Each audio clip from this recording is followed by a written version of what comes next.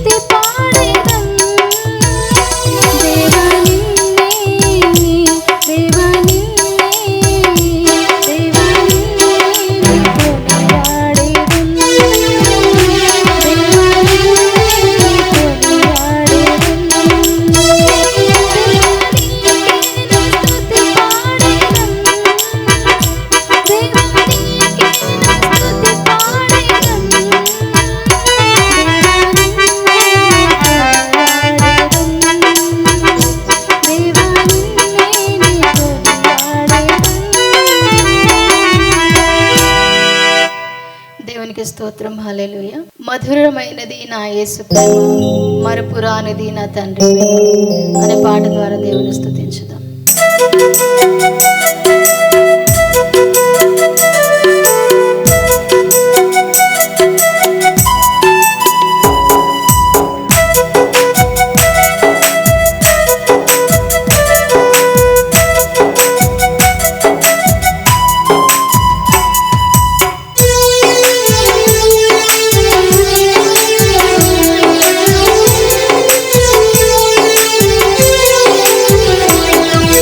మధురమైన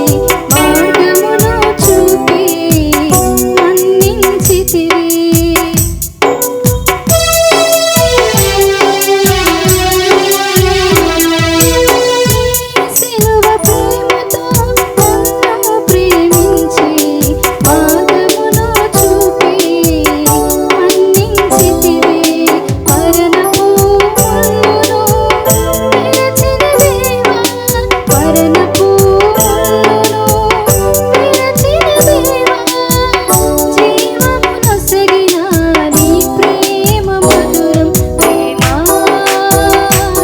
ప్రేమ ప్రేమ నా యేసు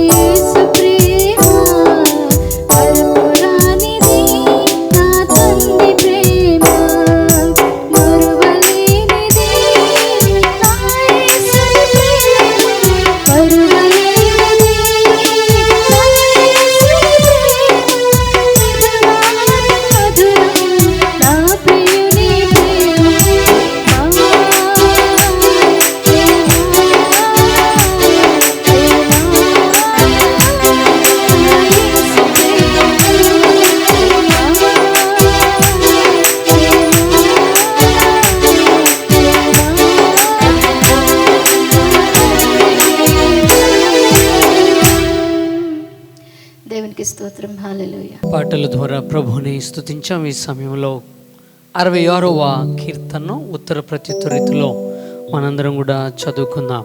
సర్వలోక నివాసులారా, దేవుని గూర్చి సంతోష గీతము పాడుడి, ఆయన నామ ప్రభావము కీర్తించుడి, ఆయనకు ప్రభావం ఆరోపించి ఆయనను స్తోత్రించుడి.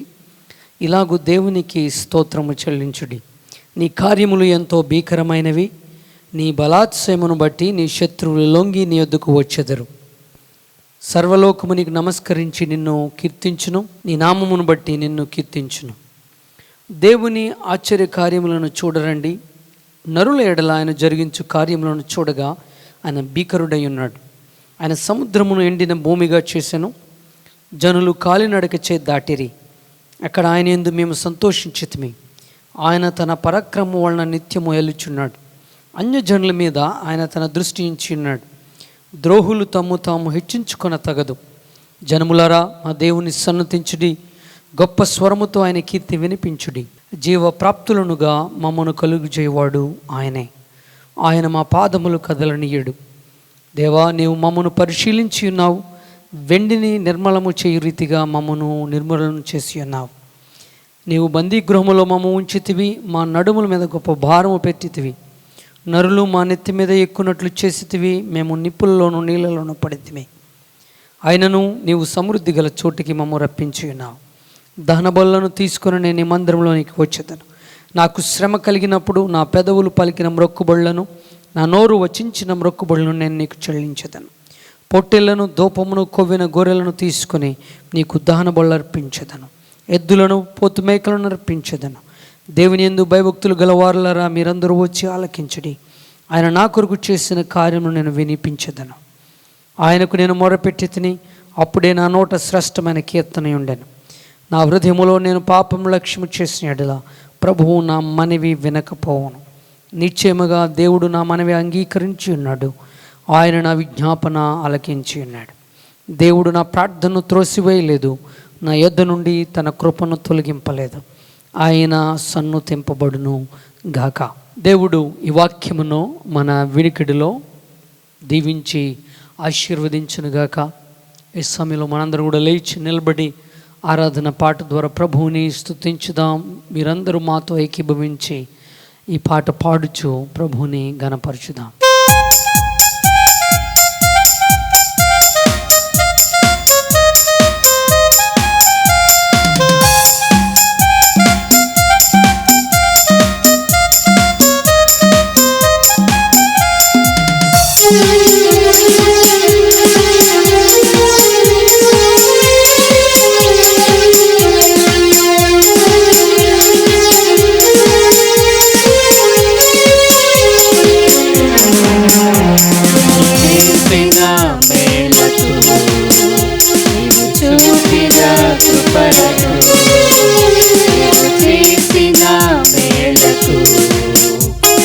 చూపిన కృపలకు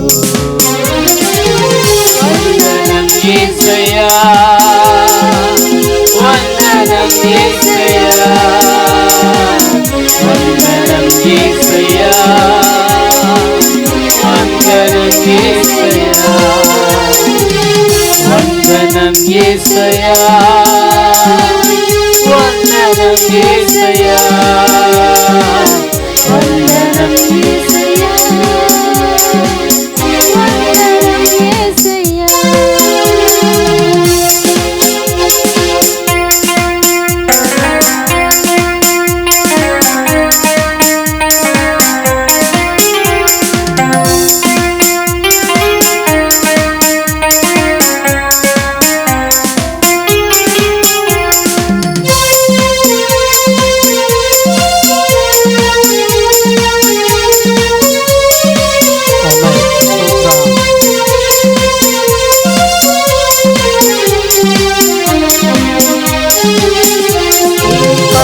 పాటివాడనని నేను నన్నెంతగానో ప్రేమించావు, అంచెలంచెలుగా హెచ్చించి నన్నెంతగానో దీవించావు.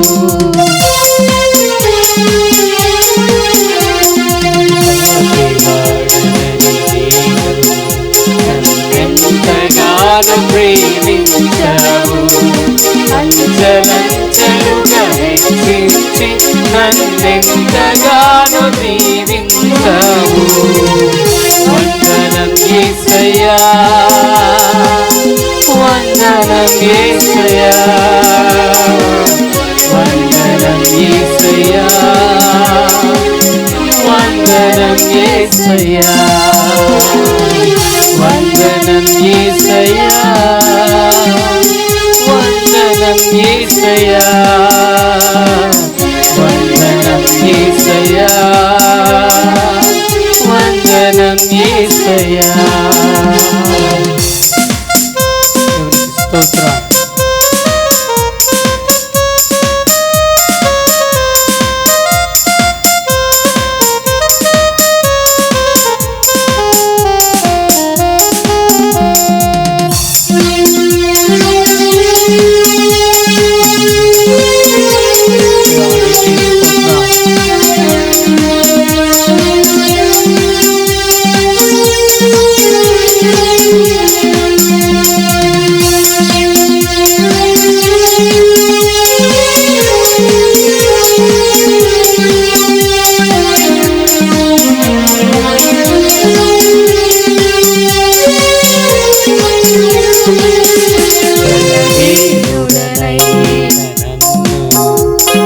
నీవెంతగానో బలపరచావు, క్రీస్తు మహిమైశ్వర్యములో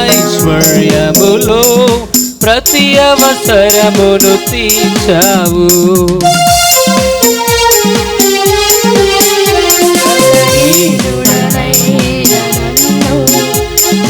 నీవెంతగానో బలపరచావు, క్రీస్తు మహిమైశ్వర్యములో ప్రతి అవసరమును తీర్చావు. వందనం యేసయ్యా వందనం యేసయ్యా వందనం యేసయ్యా వందనం యేసయ్యా వందనం యేసయ్యా వందనం యేసయ్యా వందనం యేసయ్యా వందనం యేసయ్యా.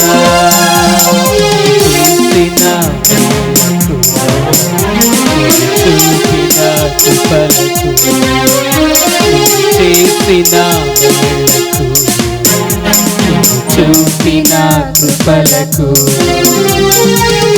వందనం యేసయ్యా వందనం యేసయ్యా వందనం యేసయ్యా వందనం యేసయ్యా వందనం యేసయ్యా వందనం యేసయ్యా వందనం యేసయ్యా వందనం యేసయ్యా.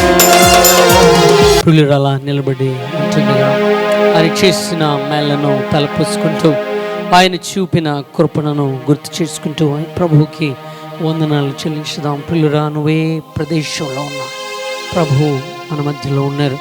ప్రభువు మనల్ని దీవించిన అన్నారు. ఏ పాటి వారమైన మనల్ని ప్రభు ఇంతవరకు హెచ్చించి మనల్ని ప్రేమించి అంచెలంచెలుగా ఈ స్థితికి మార్చిన ప్రభువుని ప్రభువుని స్తుతించుదాం. మనల్ని అనేక మేలులతో మనం బలపరిచిన ఆ ప్రభువుని కనపరుచుదాం. రెండు చేతులు పైకి ఆ గొప్ప దేవుణ్ణి స్తుతించుదాం. దేవానికి స్తోత్రాలని ప్రభువుని కనపరచుదాం. ఇటువంటి దేవుడు మరి ఒకరు లేరు. ప్రియులరా, తన ప్రాణాన్ని పెట్టి మనం రక్షించి మనం కాపాడిన మన రక్షకుడిని ప్రియులరా మనం గణపరచుదాం. దేవానికి స్తోత్రాలు, మహోన్నతుడానికి స్తోత్రాలు. ఓ తండ్రి, దినదినము మమ్మల్ని హెచ్చిస్తూ, ఓ తండ్రి నీ అతిశయముతో మమ్మల్ని నింపుతూ, అయా నీ ఐశ్వర్యముతో నింపుతూ మమ్మల్ని బలపరుస్తున్న దేవానికి వందనాలు, స్తోత్రాలు. ఏ పాటి వారము తండ్రి మట్టిమైన మమ్మలను తండ్రి ఇదిగో నీ రూపంలో చేర్చుకుని, ఓ తండ్రి ఈ విధంగా మమ్మల్ని బలపరుస్తున్నందుకు వందనాలు, నీకు స్తోత్రాలు. గత వారమంతా ఓ తండ్రి సంఘ బిడ్డలందరినీ నన్ను మమ్మల్ని కాచి కాపాడినందుకు మీకు స్తోత్రాలు. ఇదిగో తండ్రి మరొకసారి నీ పాద సన్నిధికి చేరి నిన్ను ఘనపరుస్తున్నాం, నిన్ను ఓ తండ్రి స్తుతిస్తూ ఉన్నాం. ఎంత గొప్ప దేవుడవు నాయనా, మా కొరకు సిలువలో మరణించి రక్తము కార్చి ఓ నాయన పరిశుద్ధుల జాబితాలో నన్ను మమ్మల్ని చేర్చినందుకు వందనాలయ్యా. నువ్వు చేసిన మేలన్నిటిని కూడా ప్రభు మేము గుర్తు చేసుకుంటున్నాం. నీకు స్తోత్రాలు, వందనాలు అయా. నీకేమి ఇవ్వగలము? సమస్తము మీదే ప్రభు. ఒక మాటతో ఓ సమస్తాన్ని సృష్టించి కలుగు చేసి ఓ మాకిచ్చి ప్రభు మమ్మల్ని బలపరుస్తున్నందుకు వందనాలు. ఆపదల నుంచి తప్పించారు, అపాయాల నుంచి తప్పించారు, సిగ్గు నుండి తప్పించారు, నిందల నుండి తప్పించారు. ప్రభువుని యొక్క పరిశుద్ధాత్మని దేవుని ప్రభు మా హృదయంలో ఉంచి మమ్మల్ని బలపరుస్తున్నారు, నీ వాక్కుతో బలపరుస్తున్నారు. దేవానికి వందనాలు, స్తోత్రాలు. అనేక మందిని స్వస్థపరిచారు, మీకు వందనాలయ్యా. అనేక మంది బాధలను ఓ తండ్రి మీరు తీస్తున్నారు, నీకు వందనాలు, స్తోత్రాలు. నువ్వు చేస్తున్న మేలన్నిటిని బట్టి ఇదిగో తండ్రి నీ పాదాల ముందు మోకరిల్లి నీకు వందనాలు తెలియజేస్తూ, నీ కృతజ్ఞతాస్తుతులు చెల్లిస్తూ మా స్తుతి ఆరాధన మీకు సమర్పించుకొనిచున్నాము తండ్రి. ఆమేన్. ప్రియ దేవుని బిడ్డలారా, ఈ సమయంలో సంఘ ప్రకటనలు అనుదినము మీ అందరి కొరకు కూడా మేము ప్రార్థన చేస్తూ ఉన్నాము.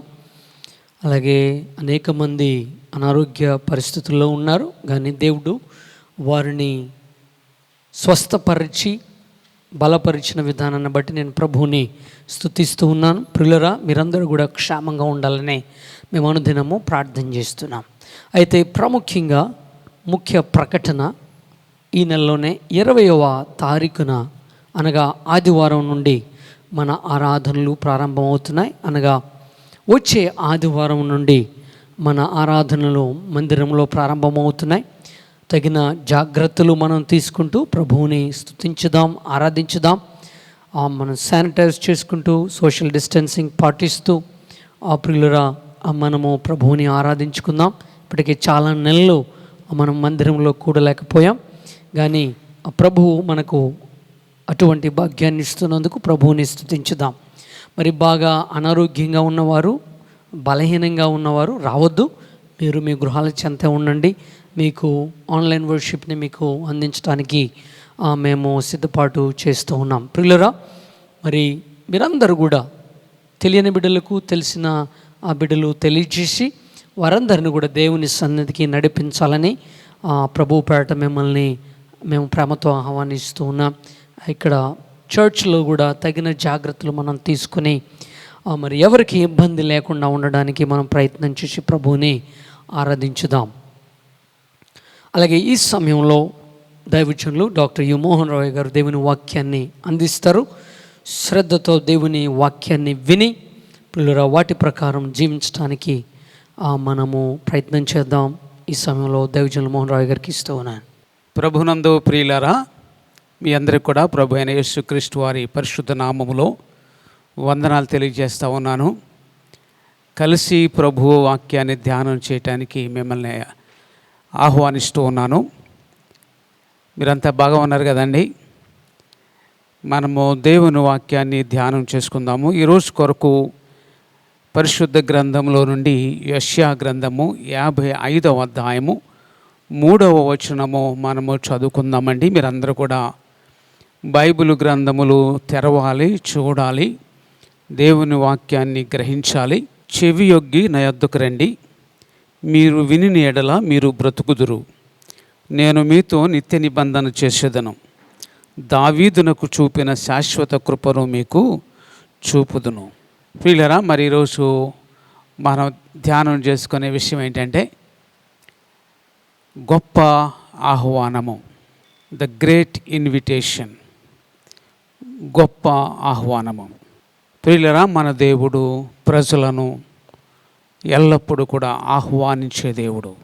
క్రొత్త నిబంధన గ్రంథంలో చూస్తే యేసుక్రీస్తు వారు చాలా చోట్ల చాలా సందర్భాల్లో ప్రజలకు ఆయన ఆహ్వానం పంపించారు, ఆహ్వానాన్ని తెలియజేశారు, ఆహ్వానించారు. యేసుక్రీస్తు వారు ప్రజలను ఎప్పుడు కూడా తన వైపు, తన దగ్గరికి ఆహ్వానిస్తున్నటువంటి దేవుడు. అలాగే పాత నిబంధన గ్రంథంలో కూడా దేవాతి దేవుడు ప్రజలను తన యొద్దకు ఆహ్వానిస్తూ ఉన్నాడు. అందులో ఒక వచనం మనం ఇప్పుడు చదువుకున్నాం. పిల్లరా, ఈ 1వ వచనం నుంచి 3వ వచనం వరకు కూడా మనం జాగ్రత్తగా చూసినట్లయితే యెషయా గ్రంథం 50వ అధ్యాయంలో 3 ప్రాముఖ్యమైనటువంటి ప్రశ్నలు మనం వేసుకుంటే తప్ప దీంట్లో ఉన్న సత్యాలు మనం గుర్తించలేం. 1, దేవుడు ఎవరిని ఆహ్వానిస్తున్నాడు. 2, ఆహ్వానించబడినటువంటి వారికి లేదా ఆయన వద్దకు వచ్చిన వారికి ఏమిస్తానంటున్నాడు. 3, ఆయన ఇచ్చేదానిని ఏ విధంగా మనము సొంతం చేసుకోవాలని మనం ప్రశ్నించుకోవాలి. 3 ప్రశ్నలు మనం వేసుకోవాలి. మొట్టమొదటిగా పిల్లరా, మన దేవుడు మనల్ని, ప్రజలను ఆహ్వానించే దేవుడు. ఎవరిని ఆహ్వానిస్తున్నాడు ఆయన? దప్పికొనిన వారలారా నీళ్ళ వద్దకు రండి, రోకలు లేని వారలారా మీరు వచ్చి కొని భోజనము చేయుడి. ఎవరిని దేవుడు ఆహ్వానిస్తున్నాడంటే దప్పికొనిన వారలారా, అలాగే రోకలు లేని వారలారా మీరు నా యొద్దకు రండి అని దేవుడు ఆహ్వానిస్తున్నాడు. మొదటిది దప్పిగొన్న వారులారా, రోకలు లేని వారులారా. దప్పిగొనినటువంటి వారు గమనించండి, ఎండిపోయినటువంటి స్థితి, చాలా అవసరతలతో ఉన్నటువంటి స్థితి, బీడుబారినటువంటి స్థితి, మరణావస్థలో ఉన్నటువంటి స్థితి, ఆశిస్తున్నారు కానీ దొరకని స్థితి, ఎండిపోయినటువంటి పరిస్థితుల్లో ప్రజలు ఉన్నారు. దప్పికతో ఉన్నారు, అవసరంతో ఉన్నారు, చాలా ఇబ్బందితో ఉన్నారు. అయితే వారు వారి ఆకలి తీర్చుకోవడానికి కానీ, వారి దప్పిక తీర్చుకోవడానికి కానీ, వారి అవసరతలు తీర్చుకోవడానికి కానీ వారి దగ్గర ఏమైనా ఉందా అంటే రోకలు లేని వారు. వారు చెల్లించడానికి డబ్బు లేదు, కొనుక్కోవటానికి డబ్బు లేదు. చూసారు, ఇప్పుడు ఎటువంటి వారంటే చాలా కష్టంలో ఉన్నటువంటి వారు, ఏమీ లేనటువంటి వారు, ఏ యోగ్యత లేనటువంటి వారు. వారికి వచ్చినటువంటి ఆ పరిస్థితి నుంచి బయటపడటానికి వారు శక్తి సామర్థ్యాలు లేనటువంటి ప్రజలు. అటువంటి వారిని దేవుడు దృష్టించి, అటువంటి వారిని దేవుడు తన యొద్దకు ఆహ్వానిస్తున్నాడు.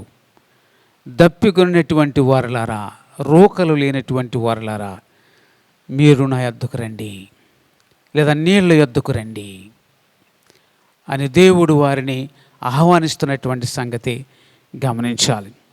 అలాగే ఇంకొక గుంపు వారు కూడా ఉన్నారు ఈ ఆహ్వానింపబడిన వారిలో.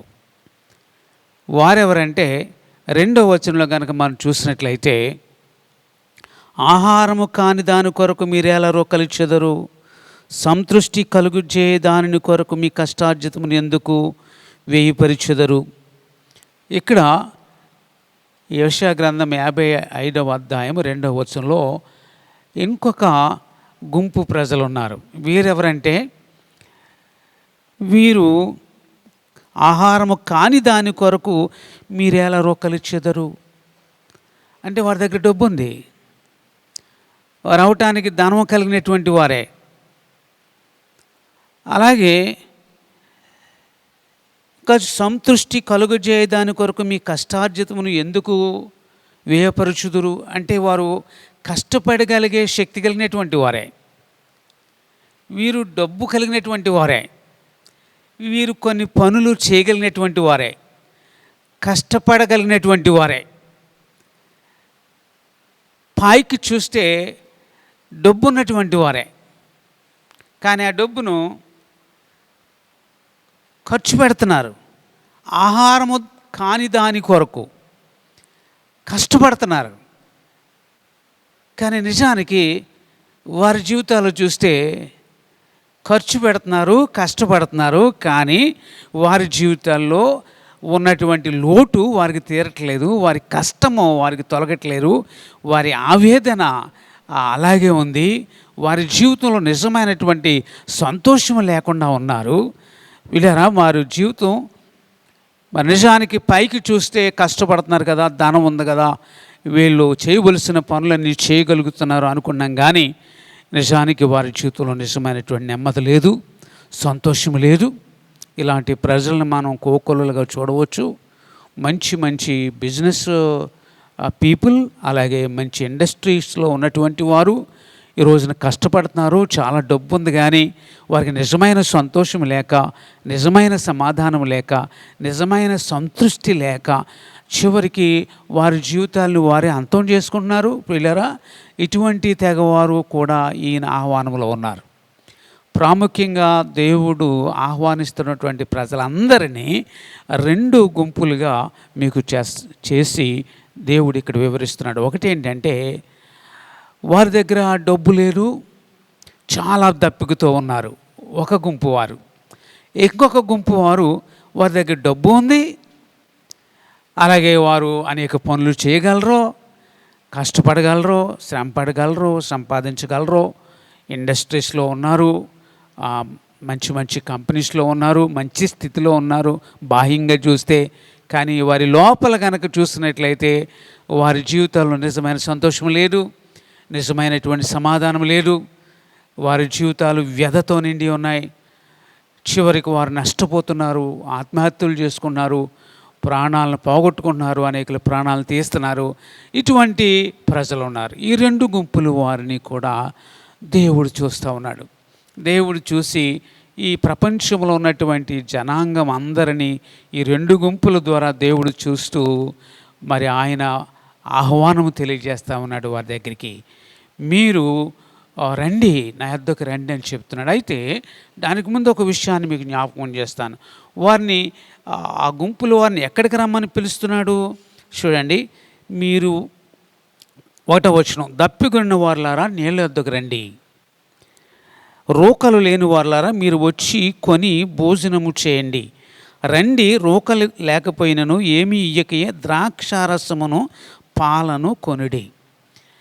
మరి ఆత్మీయ అర్థము కొద్దిగా మనం ధ్యానం చేసుకుందాం పిల్లరా. నీళ్ళ యొద్దకు రండి, దప్పికొన్న వారులారా నీళ్ళ యొద్దకు రండి. పిల్లరా, నీళ్ళు మీరు వచ్చి నీళ్లు త్రాగండి అని చెప్తున్నాడు ప్రభు. దీని అర్థం మనం గ్రహించాలి. ఎవరికి ఇష్టం నీళ్లు? సాధారణంగా దప్పికతో ఉండి ప్రాణాపాయంలో ఉన్న సమయంలో కూడా నీళ్ళే తాగుతారు వాళ్ళు. ఏం చేస్తారు? నీళ్లు సేద తీరుస్తాయి. దుప్పి నీటి వాగుల కొరకు ఆశపడినట్లు నా ప్రాణం నీ కొరకు ఆశపడుతున్నాను దైవజనుడు చెప్పాడు. ఈ ఆశ తీర్చేది నీళ్లు, సేద తీర్చేది నీళ్లు. నీవు నా సేద తీరుస్తున్నావని 23వ కీర్తనలో దావీదు చెప్తున్నాడు. సేద తీర్చేది నీళ్లు. నీళ్ళ దగ్గరకు వచ్చి మీ సేద తీర్చుకోండి. మీ దగ్గర డబ్బు లేకపోయినా పర్వాలేదు, మీ దగ్గర ఏమీ లేకపోయినా పర్వాలేదు, మీరు వచ్చి ఈ నీళ్లు తాగి మీ సేద తీర్చుకోండి అని దేవుడు వారిని ఆహ్వానిస్తున్నాడు, ప్రజలందరినీ ఆహ్వానిస్తున్నాడు. రెండవది పాలు. అక్కడ ఉంది చూడండి, పాలు తాగండి అన్నాడు. మీ దగ్గర డబ్బు లేకపోయినా సరే పాలు త్రాగండి అంటున్నాడు. పాలు ఎవరికి ఇష్టము? పాలు బలం కలగజేయడానికి, పాలు ఎదగటానికి ఉపయోగపడేటటువంటివి. ప్రాముఖ్యంగా నీళ్లు తాగి సేద తీర్చుకోవచ్చు, కానీ బలపడాలంటే, ఎదగాలంటే, స్ట్రాంగ్గా ఉండాలంటే పాలు కావాలి. దేవుడు అది కూడా మీరు తీసుకోండి అంటున్నాడు. మీరు ఏదో సేద తీర్చుకొని దాహం తీర్చుకొని అలా ఉంటేనే నాకు సంతోషం కాదు. మీరేం చేయాలంటే పాలు తాగాలి. పాలు తాగి మీరు బలపడాలి, మీరు స్ట్రాంగ్గా ఉండాలి, మీరు దినదినము ఎదగాలి. కాబట్టి మీరు వచ్చి ఈ పాలను మీరు కొనుక్కోండి, డబ్బుతో కాదు, మామూలుగా తీసుకోండి. మీరు రోకలు లేని వారులారా మీరు వచ్చి పాలను తీసుకోండి అని ఆ ప్రభువు తెలియజేస్తారు. అంటే నీళ్ళు ఇచ్చి సేద తీర్చి మనల్ని విడిచిపెట్టేసే దేవుడు కాదు. మనం ఆత్మీయంగా ఎదగటానికి, బలపడటానికి, స్ట్రాంగ్గా ఉండటానికి దేవుడు ఇష్టపడుతూ మనల్ని ఆహ్వానిస్తున్న సంగతి మనం గమనించాలి. దేవుడు కోరుకున్నాడు పిల్లరా. దేవుళ్ళు ఉన్నటువంటి మనం ఏదో సేద తీర్చుకొని మామూలుగా ఉండటం కాదు, మనం ఆత్మీయంగా బలపడాలి, మనం ఆత్మీయంగా దినదినము ఎదగాలి. ఇది దేవుడు కోరుకున్నాడు. అందుకే ఆయన ఆహ్వానిస్తున్నాడు నిన్ను. నువ్వు పాలను త్రాగాలి. అలాగే మూడవది ఏంటంటే ద్రాక్షారసము తీసుకోండి అన్నాడు ఆయన. ద్రాక్షారసము దేనికి గుర్తుకుందంటే బైబిల్లో సంతోషానికి, ఉత్సాహానికి, ఆనందానికి గుర్తుగా ఉంది. పిల్లల దేవుడు చూసారండి, ఈ కష్టాలతో ఉండి, శ్రమల్లో ఉండి, బాధల్లో ఉండి, సమస్యలో ఉండి, వ్యధలలో ఉండి, దానికి ఏం చేయాలో తెలియక రోకలు లేని వారిగా, దప్పికొన్న వారిగా ఉంటూ, కొంతమంది పైకి డబ్బున్న వారిలా కనబడినప్పటికీ, అన్నీ కలిగిన వారిగా కనబడినప్పటికీ, వారు కష్టపడుతూ ఉన్నప్పటికీ, అనేక విధాలుగా వారి జీవితాల్లో నిజమైన సంతోషం తెచ్చుకోవడానికి, సేద తీర్చుకోవడానికి వారు అనేక జాగ్రత్తలు తీసుకున్నప్పటికీ, వీళ్ళని అనేక మంది అనేక జాగ్రత్తలు తీసుకున్నారు. గృహాలు మారుతున్నారు, ఉద్యోగాలు మారుతున్నారు, కార్లు మారుస్తున్నారు. ఎన్ని మార్చినప్పటికీ వారి జీవితాల్లో నిజమైన సంతోషం లేక వాడిపోయినటువంటి జీవితాలతో ఉన్నటువంటి వారిని దేవుడు ఆహ్వానిస్తూ, మీరు నీళ్ళ దగ్గరికి రండి, మీ సేద తీర్చుకోండి, మీరు పాలు త్రాగండి, ఆత్మీయంగా బలపడండి, మీ దగ్గర ఏమీ లేకపోయినా పర్వాలేదు, రోకలు లేని వారులారా మీరు ఉచితంగానే తీసుకోండి. అలాగే ద్రాక్షారసం కూడా తీసుకొని నిరంతరము సంతోషంగా ఉండండి, ఉత్సాహంగా ఉండండి, ఉల్లాసముగా ఉండండి, ఆనందంగా ఉండండి అని దేవుడు ఆహ్వానము తెలియజేస్తున్నటువంటి సంగతిని మీకు తెలియజేస్తున్నాను పిల్లలు. ఇక్కడ వాక్యంలో ఉన్నటువంటి సత్యం అది.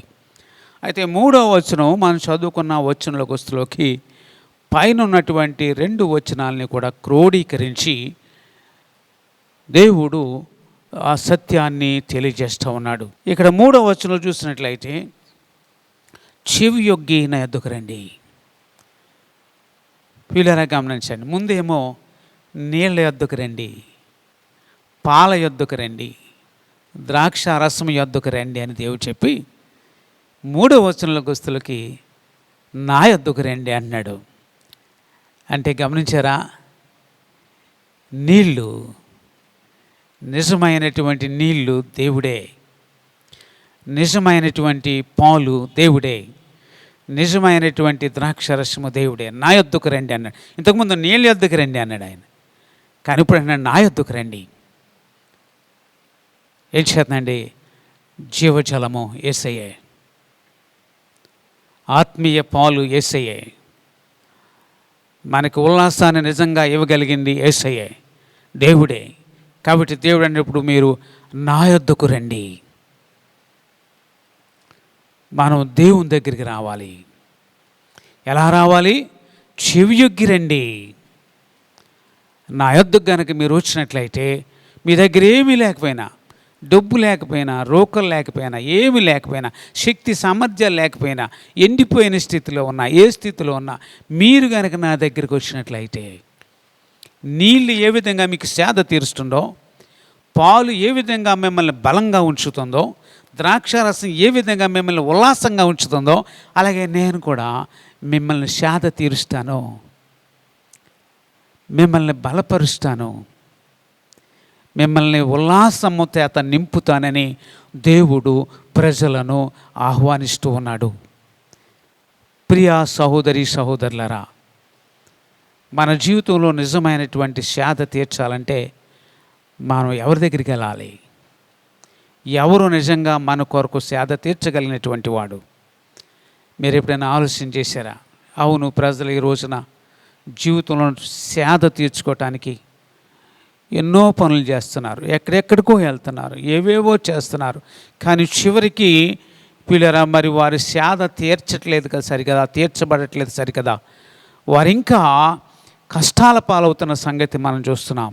నిజంగా మన జీవితంలో సేద తీర్చబడాలంటే యేసు దగ్గరికి రావాలి. ఏం చేత అంటే ఇప్పుడు మనం చూసేది 55వ అధ్యాయం, కానీ 53వ అధ్యాయంలో ఏం రాయబడి ఉందో తెలుసు కదండి మీకు. యెషయా గ్రంథం 53వ అధ్యాయంలో యేసుక్రీస్తు వారు రాకముందు 700 సంవత్సరాలకు పూర్వమే పరిశుద్ధాత్మ పూర్ణుడై యెషయా భక్తుడు యేసుక్రీస్తు వారు మెస్సయ ఈ లోకానికి ఏ విధంగా వస్తారో, ఏ విధంగా ఆయన శిక్షించబడతారో, ఏ విధంగా ఆయన శ్రమల పాలవుతారో, ఏ విధంగా ఆయన చంపబడతారో, ఏ విధంగా ఆయన తిరిగి లేస్తారో పరిశుద్ధాత్మ పూర్ణుడై 53వ అధ్యాయంలోనే ఆయన వివరించిన సంగతిని మీకు జ్ఞాపకం చేస్తూ ఉన్నాను.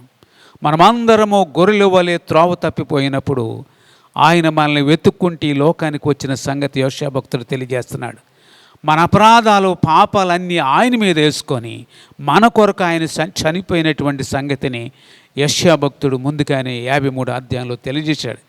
కాబట్టి ఆయన మాత్రమే మరణాన్ని జయించి తిరిగి లేచినటువంటి దేవుడు మానవులకు నిజమైనటువంటి రక్షణ, నిజమైనటువంటి సేద తీర్చగలిగినటువంటి దేవుడు. కాబట్టి వీళ్ళరా ఆయన అంటే మీరు నా యొద్దకు రండి. యేసు దగ్గరికి రావటం అంటే యేసు ప్రభువుని నమ్ముకోవాలి. నిజమైనటువంటి సేద అప్పుడు తీర్చబడుతుంది. నిజమైనటువంటి బలము మన జీవితాలకు అప్పుడు కలుగుతుంది. నిజమైనటువంటి ఉల్లాసము, సంతోషము అప్పుడు కలుగుతుంది. బైబిల్ గ్రంథము నిండా కూడా ఉదాహరణలే ప్రియులరా. ఎన్ని కష్టాల్లో ఉండి ఎంతమంది దేవుని దగ్గరికి వచ్చారు. 12 ఏళ్ల రక్తస్రావము కలిగినటువంటి స్త్రీ యేసయ్య దగ్గరికి వస్తేనే ఆమె జీవితంలో నిజంగా సంతోషం కలిగింది. నిజంగా ఆమె సేద తీర్చబడింది, ఆమె బాధ తొలగించబడింది. యేసు ప్రభు దగ్గరికి వస్తేనే ప్రియులరా ఆ కుష్ఠరోగి జీవితంలో కుష్ఠరోగం పోయింది. అంతకుముందు జీవితం అంతా కూడా మరి రోకలు లేనివాడుగా, దప్పిగొనిన వాడుగా జీవించాడు. కానీ యేసు దగ్గరికి వస్తులోకి ఆయన దప్పిగా తీర్చబడింది. ఏం చేతంటే యేసుక్రీస్తు వారు కష్టాలు ఉన్నటువంటి వారిని బాగు చేసే దేవుడు. ఆయన తన వాక్కును పంపి వారిని బాగు చేస్తే దేవుని వాక్యం తెలియజేస్తండి. రావాలి, మనం యేసయ్య దగ్గరికి రావాలి. నిజంగా నేను కూడా యేసయ్య దగ్గరికి వచ్చిన తర్వాతే నా జీవితంలో నిజమైనటువంటి సేద తీర్చబడింది, నిజమైన సంతోషం కలిగింది. నిజముగా నేను బలముగా ఉండటానికి వీలైంది. ఒకవేళ శారీరకంగా ఎలా ఉన్నప్పటికీ మరి ఆత్మలో బలము, ఎటువంటి పరిస్థితులు వచ్చినా జీవితంలో బలంగా ఉండటానికి ప్రభువు సహాయం చేస్తూ ఉన్నాడు. కాబట్టి ఆయన పిలుస్తున్నాడు, దప్పిగొనిన వారలారా, రోకలు లేని వారలారా, మీరు నా యొద్దకు రండి. దేవుని యొద్దకు ఆహ్వానిస్తూ ఉన్నాడు. This is the great invitation to all, to each every one and every one. కాబట్టి ప్రతి ఒక్కరు కూడా ఈ ఆహ్వానాన్ని తీసుకోవాలి. వచ్చి ఆయన దగ్గరికి వచ్చినట్లయితే ఇంకొక మాట చెప్పారు, చెవియొగ్గి రండి. రావటం అంటే దేవుని నమ్ముకోవటం. యేసు దగ్గరికి రావటం అంటే యేసు ప్రభువు నమ్ముకోవటం. ప్రియులారా, గుడికి రావటం కాదు.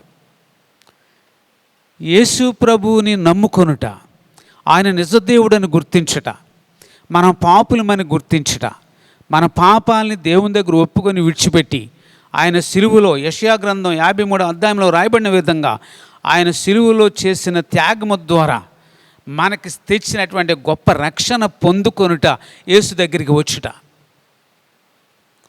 మొట్టమొదటి స్టెప్ దేవుని దగ్గరికి రావాలి.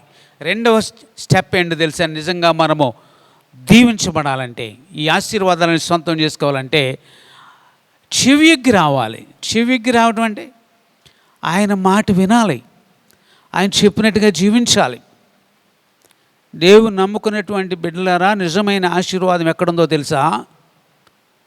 నిజమైన ఆశీర్వాదము, నిజమైన సహాయము దేవుని మాటకి లోబడుటలోనే ఉంది. చెవియొగ్గాలి మనం ఆయన మాటలకి. నేర్చుకోవాలి, అనుసరించాలి. దేవుని మాటలు గనుక మనం నేర్చుకోకపోతే అనుసరించలేము. అనుసరించకపోతే మనకి ఆశీర్వాదం ఉండదు. దేవుని నమ్ముకున్నాను కదా అనుకున్నాం. నిజంగా దేవుని నమ్ముకుంటే గుర్తేంటో తెలుసా అండి? దేవుని మాట ప్రకారంగా మనం జీవిస్తాం. విశ్వాసము, విధేయత కలిసే కొనసాగుతాయి. కాబట్టి ప్రభు అంటాడు, మీరు రండి, చెవియొక్కి రండి, నా యొద్దకు రండి, చెవియొగ్గండి, నా మాట వినండి, నా మాట ప్రకారంగా జీవించండి. దేవుని మాట ప్రకారంగా జీవించాలి. మనకి భవిష్యత్తు తెలియని అవసరంలా. భవిష్యత్తు తెలియని అవసరం లేదు పిల్లరా. ఎంతోమంది రేపేం జరుగుతుందో చెప్పండి, ఎల్లుండి ఏం జరుగుతుందో చెప్పండి అని దైవజనులను ఆశ్రయించి దాన్ని ఆసరాగా తీసుకొని దైవజనులు కూడా వీళ్ళరా మరి నీకు ఎలా జరగబోతుంది, అలా జరగబోతుంది అని చెప్పి ప్రజలను ఒక రకంగా తప్పుదోవలోకి నడిపిస్తూ ఉన్నారు. నేను ఎందుకు చెప్తున్నానంటే దేవుడు చెప్పలేడని కాదు, దేవునికి తెలియదని కాదు, కానీ నీకు తెలియని అవసరం లేదు. నీతిమంతులు విశ్వాసం మూలంగా జీవిస్తారు. మనం విశ్వాసం మూలంగా జీవించాలి. విశ్వాసం అంటే దేవుడు చెప్పిన మాట ప్రకారంగా మనం జీవించాలి. అదే నిజమైన ఆశీర్వాదం, నిజమైన విశ్వాసం. ఒక రోజున ఒక బాలుడు ఇంట్లో ఉన్నాడటండి, 10 సంవత్సరాల అబ్బాయి. అదే తాటాకిల్లు. ఆ ఇల్లు ఎలా అంటుకుందో నిప్పు అంటుకుంది. అప్పుడు ఇల్లు అంతా కూడా పొక్కమేసింది, మంటలు వచ్చేస్తున్నాయి. తండ్రి బయటకు వచ్చాడు, కానీ అది ఆల్రెడీ చీకటి పడిపోతుంది, పొక్కమేస్తుంది, బయట వారెవరు కనపట్లేదు అబ్బాయికి. అబ్బాయి అన్నాడు, డాడీ డాడీ అని కేకలేస్తూ ఉన్నాడు. అప్పుడు తండ్రి బయట నుంచి అన్న, కుమారుడా, నీ మాటలు నాకు వినబడుతున్నాయి, నువ్వు ప్రమాదంలో ఉన్నావు, అయినా పర్వాలేదు, నేను చెప్పినట్టుగా చెయ్యి అన్నాడు. అప్పుడు ఆయన ఏమి చేయను తండ్రి అన్నాడు. నువ్వు వెంటనే నడుకొప్పి మీదకి పైకి ఎక్కి అన్నాడు. ఈయనేం చేశాడంటే కొంచెం ఆకులు తప్పించుకొని పైకి వెళ్ళిపోయి నడుకొప్పి ఎక్కేశాడు. కింద చుట్టూ మంటలు వచ్చేస్తున్నాయి, కానీ ఎవరు కనబట్టలేదు. అప్పుడు తండ్రి అన్నాడు కిందండి, కుమారుడా దూకే అన్నాడు. అప్పుడు కుమారుడు అన్నాడు, తండ్రి నాకేమీ కనబట్టలేదు డాడీ అన్నాడు. నీకేమీ కనబడపనా పర్వాలేదు, దూకే అన్నాడు. ఎలా దూకను, నాకు కనబట్టలేదు అన్నాడు. నీకు నేను కనబట్టలేదు కానీ నా మాట వినబడుతుంది కదా, నేను మాట్లాడుతున్నటువంటి వైపునకు దూకయి, తర్వాత నేను చూసుకుంటా అన్నాడు. ఆ అబ్బాయి తండ్రి మాట మీద విశ్వాసం ఉంచాడు కాబట్టి తండ్రి కనబడకపోయినా, ఏం జరుగుతుందో తెలియకపోయినా తండ్రి చెప్పినట్టుగా నడికొప్పి నుంచి దూకేశాడు. ఏ వైపు నుంచి స్వరం వస్తుందో ఆ వైపుకు దూకేశాడు. తండ్రి దూకమని చెప్పిన తండ్రి ఆ కుమారుని విడిచిపెట్టలే. ఆ 2 చేతులతో చాచి ఆ బాబుని పట్టుకున్నారు. ఏ ప్రమాదం లేదు. తండ్రి చెప్పిన మాట వైపు కాకుండా వేరే ప్రక్కకు దూకుంటే ప్రమాదం అయ్యేది. తండ్రి చెప్పిన మాటకు లోబడి మరి దూక్కుండా అక్కడే ఉన్నా కూడా ప్రమాదం అయ్యేది. చూసారండి, విశ్వాసం అనేది వాక్య ప్రకారంగా జీవించటమే విశ్వాసము. కాబట్టి మీరు చెవి యొగ్గి నా యొద్దకు రండి, మీరు వచ్చిన ఎడల బ్రతుకుదురు. నా ప్రియ దేవుని బిడ్డలారా, నువ్వు దేవుని దగ్గరకు వచ్చావా? దేవుడు ఆహ్వానిస్తున్నాడు నిన్ను. ఒకవేళ నువ్వు కష్టంలో ఉన్నావేమో, ఎండిపోయిన స్థితిలో ఉన్నావేమో, చాలా అవసరతలో ఉన్నావేమో, రూకలు లేని వాడిగా ఉన్నావేమో, జాబ్ లేని వాడిగా ఉన్నావేమో, సంతోషం లేని వాడిగా ఉన్నావేమో, సమాధానం లేని వాడిగా ఉన్నావేమో, నిరీక్షణ లేని వాడిగా ఉన్నావేమో, భవిష్యత్తు ఏమవుతుందో తెలియని స్థితిలో ఉన్నప్పటికీ దేవుడు పిలుస్తూ ఉన్నాడు, మీరు నా యొద్దకు రండి. పిల్లరా, జాగ్రత్తగా గమనించండి. మనం రావాలి దేవుని దగ్గరికి, అనగా దేవుని నమ్ముకోవాలి. రెండవది, దేవుని మాటకు లోబడి జీవించాలి. ఇది నేర్చుకోవాలి మనం. దేవుని మాటకి లోబడి జీవించకుండా మేము ప్రార్థనలు చేయించుకున్నాం కదా చాలు, దైవజనులకు ఫోన్ చేస్తున్నాం కదా చాలు, లేకపోతే ఇంకా ఏవేవో చేస్తున్నాం కదా చాలు అని అనుకోవద్దండి. ఈ అన్నిటికంటే ముందు మీరు దేవుని మాటకి లోబడి జీవించడం నేర్చుకోవాలి. అలా చేస్తే దేవుడు అంటున్నాడు, మీరు బ్రతుకుదురు, మీరు బ్రతుకుదురు. దేవుడు వాగ్దానం చేస్తున్నాడు మనకి, మనం బ్రతుకుతాము. ఎవరు కూడా మనల్ని ఏమి చేయలేరు. నువ్వు దేవునిలో ఉంటే, దైవ విశ్వాసంలో ఉంటే, ప్రియా దేవుని బిడ్డ, దేవుని మాటకు లోబడి జీవిస్తుంటే దేవునికి తెలియకుండా మన జీవితాలు ఏమి జరగదు. ఈ కరోనా వైరస్ సమయంలో కూడా దేవుడు మనల్ని ప్రత్యేకంగా కాపాడుతాడు. ఎంచేతంటే మనము ఆయన మాటల ప్రకారంగా జీవిస్తున్నాం. ఆయన మనల్ని విడిచిపెట్టరు, ఆయన మనల్ని కాపాడతారు. సహాయం చేస్తాను, నువ్వు బ్రతుకుదువు. దావీదుకు చూపినటువంటి శాశ్వత కృపను మీకు చూపిస్తాను. దేవుని యొక్క వాగ్దానం చూడండి, మీరు బ్రతుకుతారు. రెండవ, దావీదుకు చూపిన శాశ్వత కృపను మీకు చూపిస్తాను. దేవుని వాగ్దానం. దేవుని దగ్గరికి కనుక నిజంగా వస్తే దావీదుకు చూపిన శాశ్వత కృప ఏంటండి? దావీదుకి దేవుడు చూపిన కృప, శాశ్వత కృప. అవును, ఆఫ్కోర్స్ దావీదు ఒక గొర్రెల కాపరే. దేవుడు ఆయన్ని బహుగా ఆశీర్వదించి, ఈ లోక సంబంధంగా చూస్తే గొప్పగా ఆశీర్వదించి, గొప్ప అధికారము, ఐశ్వర్యము దేవుడిచ్చాడు. గొప్ప పేరు ప్రఖ్యాతులు దావీదుకు దేవుడిచ్చాడు. దావీదు ఎక్కడికి వెళ్ళినా కూడా దావీదును దేవుడు కాపాడాడు. దావీదుకి దేవుడు నెమ్మదిచ్చాడు. దావీదుకి దేవుడు తోడుగా ఉన్నాడు. అంతేకాదు ప్రియులారా, దావీదుకి దేవుడు పరలోకం ఇచ్చాడు. దావీదు నిజంగా దేవుని దగ్గరికి వచ్చాడు, దేవుని మాటకు లోబడ్డాడు. మానవులైన మనము ఎప్పుడు కూడా తప్పివ్వకుండా ఉంటామంటాక లేదండి. మనంతట మనం తప్పివ్వకూడదు. ఒక్కొక్కసారి తెలుసో తెలియకో మానవులను మనము కాలు జారుతాం. కానీ దావీదు కాలు జారాడు, కానీ వెంటనే తీసేసుకున్నాడు, సరి చేసుకున్నాడు. దావీదు దేవుని దగ్గరికి వచ్చాడు, దేవునికి లోబడి జీవించాడు, ఆయన హృదయానుసారుడిగా జీవించాడు. చివరికి దావీదుకు దేవుడు పరలోక రాజ్యం ఇచ్చాడు, గొప్ప ఆశీర్వాదం ఇచ్చాడు. నిత్యము శాశ్వత కృప, సూర్యుడు ఉన్నంత వరకు ఆయన సింహాసనం ఉండేలాగిన ఆయన వంశములోంచి యేసుక్రీస్తు వారిని తీసుకొచ్చాడు దేవుడు. దావీదుకు చూపిన శాశ్వత కృప మీకు చూపిస్తాను. గొప్ప రక్షణ, ఆ పరలోక రాజ్యం మీకు ఇస్తానని దేవుడు వాగ్దానం చేస్తున్నాడు. నా ప్రియ దేవుని బిడ్డ, ప్రియ సహోదరుడ, సహోదరి, నువ్వు వచ్చావా దేవుని దగ్గరికి? వచ్చానులే అనుకుని మరి దేవుని మాటకు లోబడకుండా జీవిస్తున్నావా? ఆలోచించేయి. దేవుని దగ్గరికి రాకుండా ఇంకెవరైనా ఉంటే వారు కూడా దేవుని సేవకుని నేను తెలియజేస్తున్నాను. మీరు నిజంగా దేవుని నమ్ముకోవాలి. యేసుక్రీస్తు వారు మంచి దేవుడు. ఆయన పాపుల కొరకు ప్రాణం పెట్టినటువంటి దేవుడు, పాపుల్ని సహితము ప్రేమించే దేవుడు, ఆయన ప్రేమ ఉన్నటువంటి దేవుడు. ప్రియులరా, యేసు దగ్గరికి రండి, యేసు ప్రభువుని నమ్ముకోండి. అక్కడ నుంచి ఆ మాటల ప్రకారంగా జీవించి నిజముగా నెమ్మది కలిగి, సమాధానం కలిగి, సేద తీర్చబడి, సంతోషం కలిగి, దావీదు పొందుకున్న కృపలన్నీ కూడా పొందుకొని మనం కూడా దేవునికి ఇష్టలైన బిడ్డలుగా జీవించాలి. ఇది దావీదు చిత్తము. కాబట్టి ప్రభు మనందరికీ అటువంటి కృప ఆశీర్వాదములు అనుగ్రహించునుగాక. చిన్న ప్రార్థన చేస్తానండి.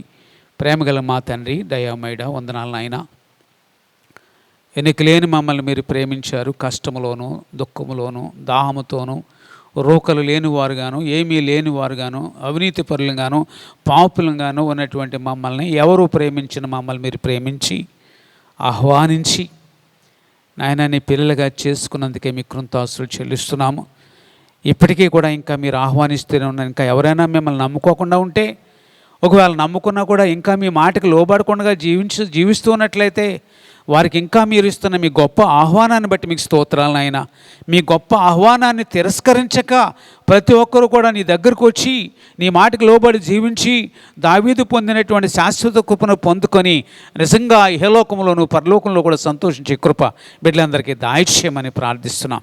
అలాగే కరోనా నుంచి కూడా కాపాడండి, మా దేశాన్ని కాపాడండి, ప్రపంచాన్ని కాపాడండి తండ్రి. మీరే మహిమ, ఘనత, ప్రభావం పొందమని మమ్మల్ని అందరినీ మీ దయాహస్తాలకు అప్పగించుకుంటూ బలహీనులుగాను రోగులుగా ఉన్న బిడ్డలను కూడా మీరు ముట్టి స్వస్థపరచమని ప్రార్థించుకుంటూ మా ప్రభువును రక్షకుడు నేనే సేయ పరిశుద్ధ నామమున వేడుకొంచున్నాము తండ్రి. ఆమేన్.